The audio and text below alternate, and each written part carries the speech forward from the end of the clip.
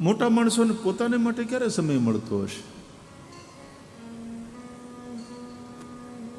આજકાલ ભણેલા ગણેલાઓને પોતાની સ્પેસ જોઈએ છે.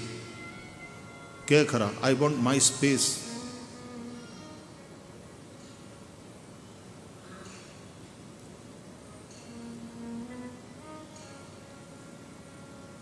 બધાયની સમસ્યાઓને ઈ સાંભળે, પણ એની સમસ્યા ઉપર કોનું ધ્યાન?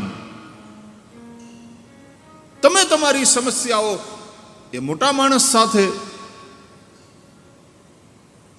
પછી સામાજિક રીતે આગેવાન હોય, પોલિટિકલી એ લીડર હોય, આધ્યાત્મિક રીતે આપણો ગુરુ હોય, કે પ્રેમની દ્રષ્ટિએ આપણો મિત્ર હોય, તમે તમારી સમસ્યાઓ એની સાથે શેર કરવા માગો અને કર્યા કરો.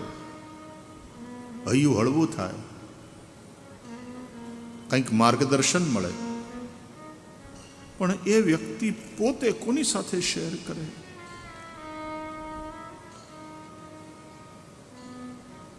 તમે એની પાસે જઈને રડો, કોક દી એને રડવાનું મન ન થાય, ત્યારે એને ખંભો કોણ આપે કે ખભા ઉપર માથું મૂકીને રડી શકે? સામાન્ય રીતે સ્ત્રીને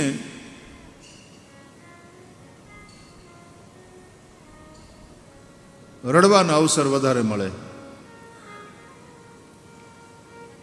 એને અનુકૂળતા એમ મળી રહે ને એ રડે એટલે એમાં કંઈ અજુગતું પણ ન લાગે. અને ઘણીવાર તો સ્ત્રીના રડવાથી, સ્ત્રીના આંસુમાં બહુ તાકાત હોય છે.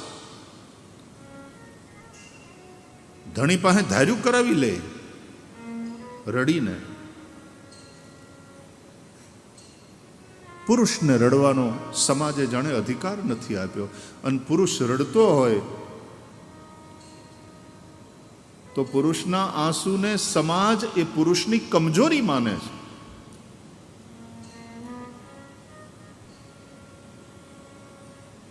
શું પુરુષને લાગણીઓ નથી હોતી? પુરુષને રડવાનો અધિકાર નહીં?